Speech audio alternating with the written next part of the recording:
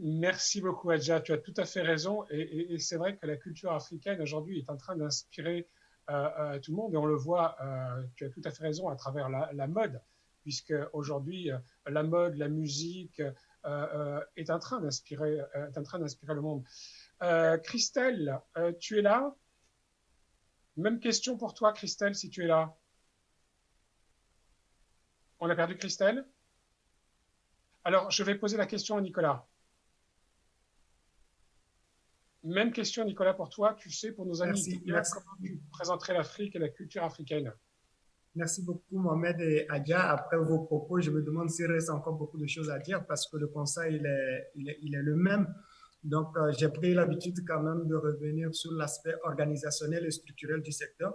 C'est vrai que longtemps, on n'a pas entendu parler de la culture africaine, tout simplement parce qu'il n'y avait pas de véritables canaux de diffusion qui se sont intéressés à cette culture. Sinon, c'est pas qu'elle n'existait pas, comme on a souvent l'habitude de l'entendre. Nous avons un riche patrimoine, qu'il soit matériel ou immatériel, et du nord au sud, du nord au sud, Mohamed l'a souligné, de par notre population, de par notre diversité, de par les différents groupes qu'on retrouve sur le continent, moi je qualifierais cela plutôt de la plus grande réserve en termes de matières premières culturelles, entre guillemets, parce que je suis dans l'organisation. Aujourd'hui, ce que je pourrais dire à un Italien, c'est que cette matière première, les Africains ont décidé de se l'approprier.